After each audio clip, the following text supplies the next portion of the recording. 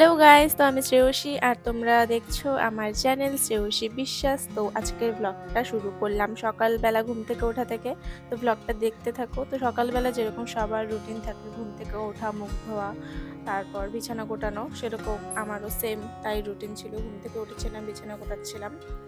তো এই বিছানা গোটাতে আমার অসুবিধা হয় না, কিন্তু বিছানা করতে আমার প্রচণ্ড অসুবিধা হয়। আমার মশারি টানানো নিয়ে খুব একটা বিরক্তিকর বোধ কাজ করে। তো তোমাদের কাদের কাদের এরকম বিরক্ত লাগে মশারি টানালে আমাকে অবশ্যই কমেন্ট করে জানিও।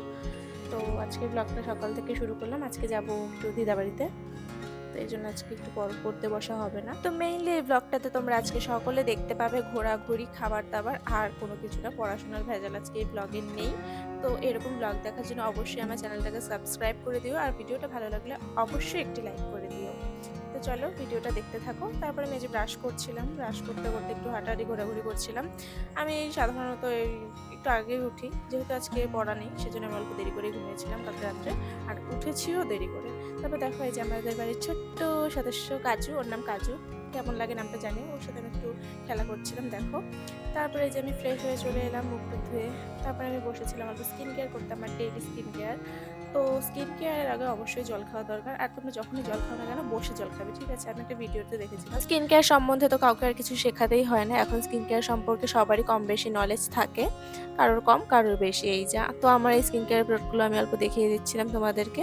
আমার কাছে টোনারটা অ্যাভেলেবেল ছিল না, শেষ হয়ে গিয়েছিল। আমি রোজ ওয়াটারটা ইউজ করতাম নর্মালি। তারপরে আমি সুইস বিউটির এই সিরামটা ইউজ করলাম। তোমরা কে কোন সিরাম ইউজ করো, কাদের কি স্কিন, অবশ্যই কিন্তু আমাকে কমেন্টের মাধ্যমে জানাতে ভুলো না। আমার হচ্ছে ড্রাই স্কিন, তো আমার এই প্রোডাক্টটা ইউজ করি আমি। তারপরে এই যে বায়োটিকের এই ক্রিমটা ইউজ করছিলাম, এটা প্রায় আমার 1 বছর পার হয়ে গেছে। 1 বছর পার হয়ে 1-2 মাস চলছে, এই ক্রিমটা আমার এখনও শেষ হয়নি, প্রায় আরও 2 মাস অনায়াসে চলে যাবে। তো আমি এখানে মা আসছিল দেখে আমি একটু ক্যামেরাটাকে অফ করার চেষ্টা করছিলাম, তো পরে ঘরে আর আসেনি। আমার আসলে একটু অড লাগে কারোর সামনে ভিডিও করতে। তারপরে এই যে সানস্ক্রিনটা লাগিয়ে নিচ্ছিলাম। সানস্ক্রিনটা অবশ্যই ডেলি ইউজ করতে হয়, না হলে আমাদের স্কিনে ট্যান পড়ে যায়। যাই হোক, এটা সবাই জানে, তাও একটু বলে দিলাম আর কি। পরে এই যে আমি রেডি হয়ে চলে যাচ্ছিলাম দিদাবাড়িতে। বললামই তো তোমাদেরকে আজকে দিদাবাড়িতে যাবো। তো কারা কারা এই জায়গাটা চেনো অবশ্যই আমাকে কমেন্ট করে জানিয়ে। জানি না এখান থেকে কারা কারা আমার ভিডিও দেখছে, আদৌ সেটা জানা নেই আমার। তারপরে এই যে চলে এসেছি, এই যে আমার ভাই এখানে এসে দোকানে জিদ করছিল আর বলছিল আমাকে খেতে দাও, তাহলে আমার পেট ব্যথা কমবে। তো এই যে আমি আর আমার বোন এগুলো খাচ্ছিলাম।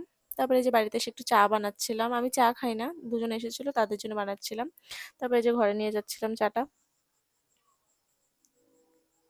তো দুপুরে লাঞ্চে দেখো কি কি ছিল, ভাজাভুজি। তারপরে আমি দুপুরবেলা অল্প ঘুমিয়েছিলাম, ঘুম থেকে উঠলাম। আর আজকে আমি অনেক দিন পর প্রায় দুপুরবেলা ঘুমোলাম। আসলে বাড়িতে থাকলে অনেক চাপ থাকে, পড়াশোনা থাকে, সেজন্য আর ঘুমানো হয় না। কিন্তু যেহেতু আরেকজনের বাড়িতে গিয়েছি, ঘুরতে গিয়েছি, তো সেখানে গিয়ে কোনো আমার সেরকম কাজকর্ম নেই, পড়াশোনা নেই, তাই একটু ঘুমিয়েছিলাম। তারপরে সন্ধ্যাবেলা বানাচ্ছিলাম আমি একটু ডিম টোস্ট, এটা খেতে আমার দারুণ ভালো লাগে। আর আমি কোথাও যাব আর আমি নিজের হাতে কিছু বানিয়ে কাউকে খাওয়াবো না, এটা তো হতেই পারে না, এটা আমার ডিকশনারিতেই নেই। তো আজকের ভিডিওটা এতটুকুই, কেমন লাগলো অবশ্যই কমেন্টের মাধ্যমে জানিও। বা